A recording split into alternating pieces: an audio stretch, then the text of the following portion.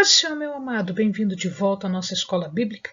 Nós estamos estudando o livro de Samuel, estamos no primeiro livro ainda. Então pega a sua Bíblia, pega o seu caderno de estudos, ora o Senhor, pede a Ele discernimento, entendimento, conhecimento, sabedoria, pede a Ele proteção, para que nós possamos desvendar dos seus mistérios. Nós vimos sobre Samuel, que é esse primeiro terço do livro de Samuel, o nascimento e a infância. Então, vamos passar para um segundo momento, que é a corrupção em Siló e suas consequências, e o arrependimento e uma nova consagração. Ok, dentro desse primeiro tema de hoje, nós vamos ver as consequências da corrupção em Siló. Então, vai acontecer a derrota do povo, a perda da Arca da Aliança, a morte de Eli e de seus filhos, a arca que foi tirada dos israelitas vai para a Filístia, para os filisteus, lá anda em várias cidades, e depois, como eles não conseguem trabalhar com a arca volta para os israelitas. Então vamos lá, primeira parte, a derrota do povo e a perda da arca. Deus deixa muito claro por que ele estava entregando os israelitas nas mãos dos filisteus. Era por causa do pecado. Era por causa da idolatria. E a idolatria começava dentro do templo. A idolatria começava dentro daqueles que deviam honrar ao Senhor. Ou seja, os servos sacerdotes, principalmente os filhos de Eli. Deus já havia avisado, mas ninguém havia tomado providência nenhuma. Então, Deus manda os filisteus. Os filisteus, eles sobem, eles começam a sair da terra deles e começam a invadir a terra dos israelitas. E eles chegam nesta região aqui, que já é a região de Efraim, e eles vão nesta cidade aqui, de nome Afec.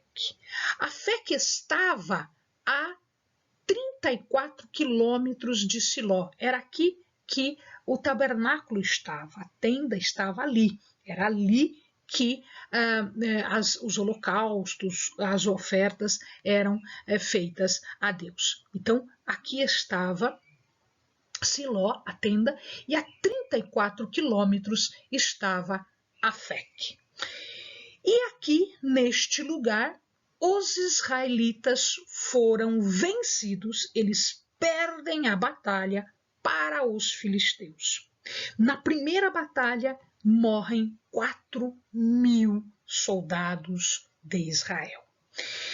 Como eles estão perdendo a batalha, a ideia deles é a seguinte: vamos levar a arca. Então eles tiraram a arca de Siló e levaram a arca para o campo de batalha, porque eles achavam que a arca pudesse ganhar a guerra. Queridos, a arca é um símbolo da presença de Deus. Mas Deus já havia dito que ele não estava ali. Então não interessa você levar a arca para lá, se Deus não está lá. Como eles iriam ganhar a guerra se Deus não estava com eles? Se eles estavam sendo punidos exatamente pela idolatria, pela falta de bom senso deles, pela desobediência deles. Então o que acontece é que na Segunda Guerra, 30.000 são mortos. Mas não é só isso. Os filhos de Eli que levaram a arca acabam também mortos na batalha. Então, olha que situação. Eles levaram a arca, que era para ganhar a guerra, mas Deus não estava lá. Então, os dois, que já estavam fazendo as besteiras todas, a corrupção toda, a idolatria toda que nós já havíamos visto, Ofni e Finéias morrem na batalha. E a arca? A arca é levada. a arca é capturada pelos filisteus. A arca que era o símbolo da presença de Deus entre os israelitas, a arca que era o maior símbolo para eles, simplesmente foi levada. E Deus permite isso. A gente vai ver a consequência, mas Deus permite. Eli tinha ficado muito preocupado, ele não queria que a arca tivesse sido levada, mas a palavra de Eli já não valia mais nada, porque os filhos faziam o que eles queriam. Quando chega a notícia, vem duas notícias, aliás 3. Né? Perdemos a guerra, seus filhos morreram, a arca foi tomada. Ou seja, só má notícia, uma pior do que a outra. Ele tinha 98 anos, ele estava sentado numa cadeira, e quando ele recebe esta notícia, alguns dizem que ele teve um ataque cardíaco fulminante. A notícia foi demais para ele. Ele já estava preocupado com a arca. Quando vem a notícia de que a arca foi levada, aí aquela preocupação se realiza. Ele estava preocupado com os filhos morrem. Ele só tinha os 2 filhos morreram. A arca era tudo que existia de símbolo de Deus diante do povo foi levado. Então, por conta dessa notícia, ele acaba morrendo. Ele tinha 98 anos de idade e ele havia julgado Israel por 40 anos. Esta idade de 40 anos, algumas pessoas elas acham que esses números redondos da Bíblia são significativos. 40 anos é uma geração, é o tempo de uma geração. Então, se ele efetivamente julgou por 40 anos ou se ele julgou por uma geração, a gente não tem certeza. O que a Bíblia diz é que foi por 40 anos. Né? E ele morre, então, exatamente neste momento. Finéias morreu e ele tinha uma esposa e a esposa estava grávida. Quando ela sabe da notícia de que o seu esposo morreu, isto fez com que o parto adiantasse e ela acaba dando à luz o filho de Finéias. Finéias já estava morto, então ele morre. Ele nasce depois da morte do seu pai. O seu pai tinha acabado de morrer em batalha. Então, a mulher de Finéias, que nós não sabemos o nome, a Bíblia não diz o nome, ela dá ao filho o nome de Icabode. O que quer dizer Icabode? E ela explica, né? Dizendo, foi-se a glória de Deus. Icabode quer dizer que não existe mais glória, que não existe mais presença, que não existe mais poder, que não existe mais santidade e que não existem mais os dons do Espírito Santo. Ou seja, neste momento, tudo que distinguia, que fazia de Israel importante, foi retirada, porque Deus não estava mais com eles. E Icabode. Sem a glória de Deus, sem a santidade de Deus, sem a presença do Espírito, sem absolutamente mais nada. Foi-se a glória de Deus. E aí a situação ficou extremamente complicada. Sem solução? Não. Porque ainda havia alguém cujos ouvidos e o coração estavam voltados para Deus. A arca, nesse meio tempo, a arca é tomada aqui em Afec e é levada pelos filisteus para Asdod, nesta região aqui. Então ele vai daqui para cá, uns 50, quase 60 quilômetros. Quem eram esses filisteus?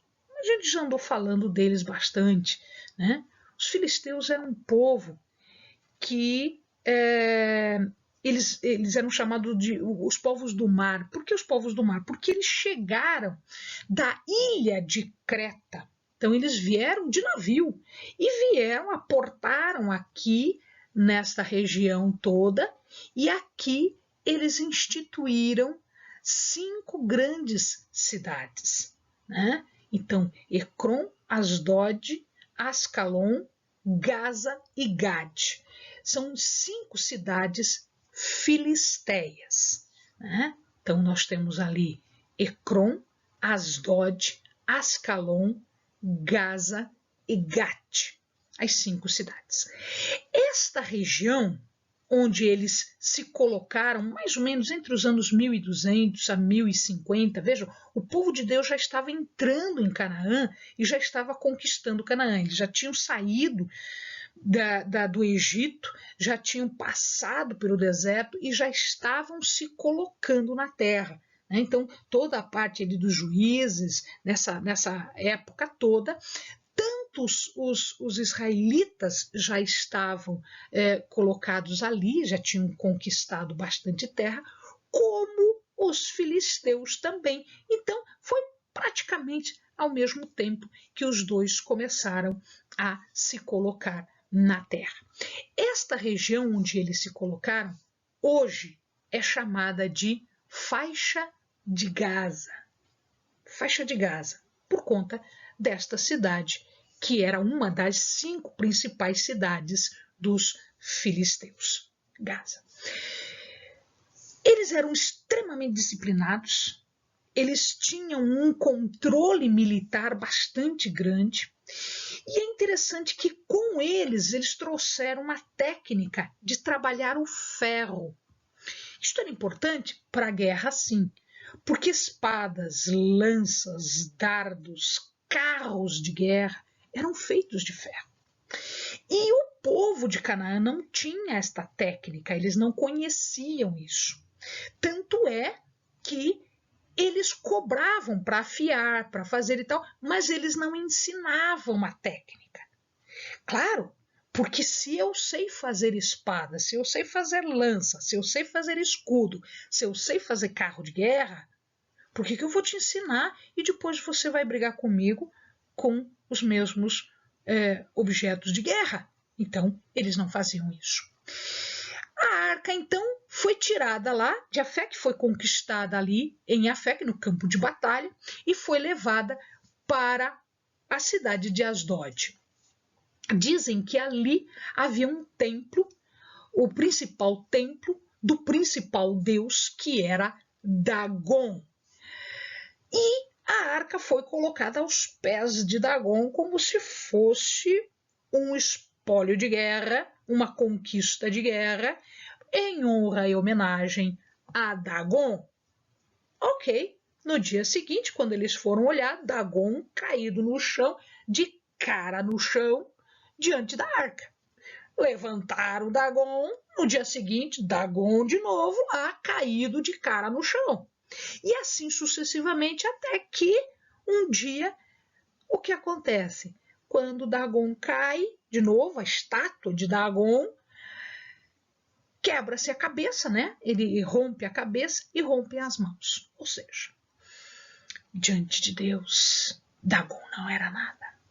Era um pedaço de pedra que simplesmente caía de cara no chão diante da soberania, do poder de Deus, que estava representado naquela arca. Deus não ficou só nisso, não. Deus mostrou quem era o poderoso ali, mas fez mais. Sabe o que Deus fez?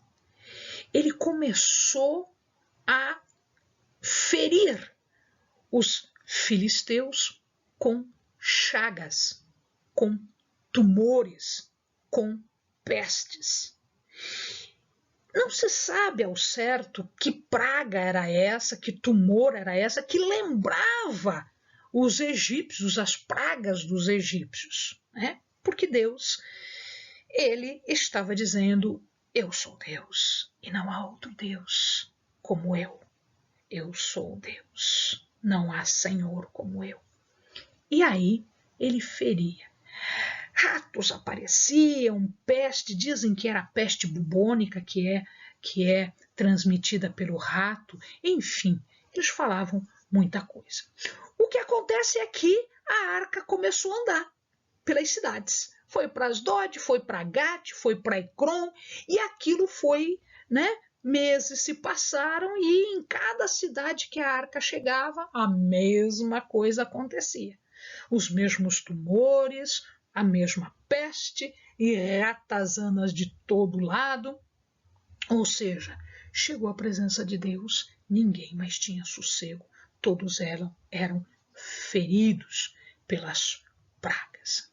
Até que eles disseram, não dá para continuar, nós vamos ter que fazer alguma coisa.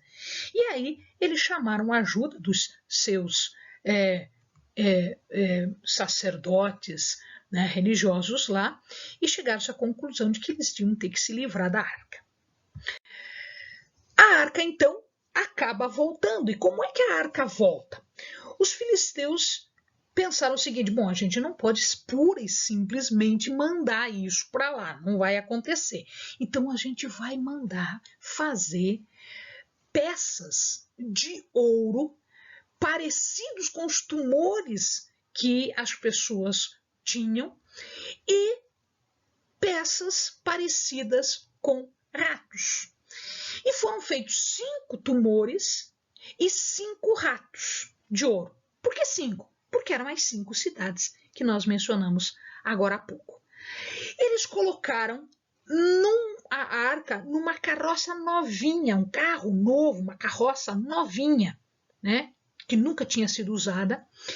E eles pegaram 2 vacas, vacas que nunca tinham usado cabresto, nunca tinham usado jugo. E estas vacas tinham dado à luz, elas tinham bezerrinhos. Olha só o que eles fizeram. Bom, se é de Deus, vai funcionar. Nós vamos colocar estas vacas puxando o carro, vamos colocar a arca, os presentes numa caixinha do lado e a gente vai soltar as vacas. Eu não sei se o amado já viu como é que mães, mesmo mães de animais, procedem quando ouvem o chamado da sua prole, dos seus filhos. Estas vacas estavam aleitando, elas estavam dando de mamar para os seus bezerrinhos. Elas foram colocadas, então, na carroça e a carroça foi largada, pura e simplesmente largada. Ninguém puxou nada. E as vacas, ouvindo o mugido dos seus filhotes, não foram em direção aos seus filhotes. Foram em direção à cidade de Bet-Semes, que ficava na divisa, que ficava em Judá. Ou seja, a arca estava voltando para casa. Quem estava conduzindo? Deus estava conduzindo. Então o que acontece? Veja lá, me acompanhe. Ela estava em Siló, aqui. Ela foi para Feca, ao Afec, perdeu-se a batalha, foi para Asdod, foi para Gat, foi para Ecrom, e de Ecrom eles botaram uma carroça que foi para Bet-Semes. E eles foram olhando de longe, chegaram em Bet-Semes. Opa, era Deus. É isso aí, a gente se livrou da arca, a gente se livrou do problema. E efetivamente o problema acabou para eles. Quando eles chegaram em Bet-Semes, os moradores não vamos dizer que eles não sabiam, porque eles conhecem a lei era conhecida. O que eles fizeram? De uma forma irreverente, de uma forma abusiva, eles abriram a arca e olharam dentro. Não dá, não pode. É uma afronta à santidade de Deus. Ali era o lugar da presença de Deus. E eles pura e simplesmente abriram e olharam dentro. Resultado, a mesma coisa que estava acontecendo na Filístia aconteceu em Bet-Semes. As pessoas com tumor e tudo de novo. E aí eles disseram, não, a gente não quer isso aqui não. E aí eles mandaram a arca de Bet-Semes para Kiriat Jearim, aqui uma cidade bem próxima a Kiriat Jearim. Então ela foi de Bet-Semes para Kiriat Jearim. E ali ela ficou na casa de Abinadab. Abinadab tinha um filho, e este filho, de nome Eleazar, que não é o outro Eleazar que a gente já falou, esse Eleazar, ele começou a cuidar da arca, ele guardava a arca como se fosse e era a coisa mais preciosa, de forma reverente, de forma consciente, de forma a louvar e adorar a Deus. E ali, né, as pessoas, a família de Abinadab foram grandemente abençoadas. Ok, agora vamos olhar de novo, né? Isso aconteceu quando a arca foi tomada. Agora vamos olhar de novo para o povo. Eles tinham acabado de perder a guerra. Eli morreu, os filhos morreram, a arca foi perdida, a glória de Deus saiu. Mas tinha alguém que ouvia a voz do Senhor. E agora Samuel assume. Não tinha mais Eli, não tinha mais os seus filhos. Eli assume a sua posição agora, não só de profeta, mas como de sacerdote e juiz. Então ele assume agora as outras funções. E ele chama o povo e diz: povo, a gente vai ter que se arrepender. Nós perdemos porque nós pecamos. Nós vamos ter que nos arrepender.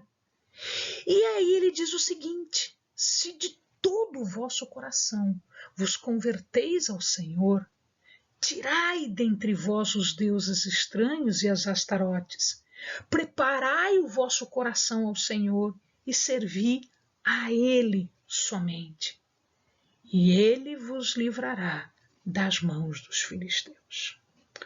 O povo desesperado, ele faz exatamente o que Samuel pregou.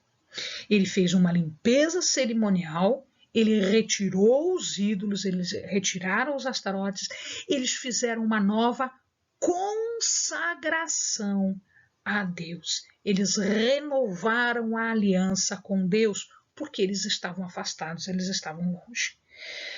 E aí, depois dessa cerimônia de consagração, eles puderam se reunir e fazer uma guerra contra os filisteus. Eles se reúnem em Mispa, que fica mais ou menos nesta região aqui.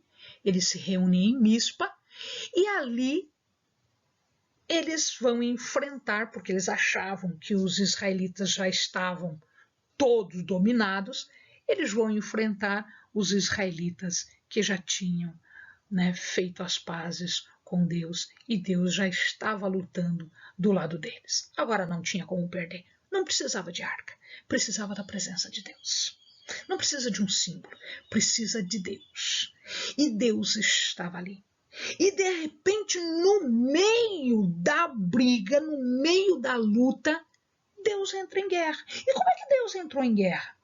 Ele começou com enormes trovoadas e de repente o céu parecia que vinha abaixo e os filisteus então perceberam: opa, nós não estamos mais brigando com o povo, nós estamos brigando com Deus, o Deus de verdade. E eles são vencidos e são levados até Bet-Car, que nós não temos ideia de onde fica. A gente sabe que é nessa região aqui.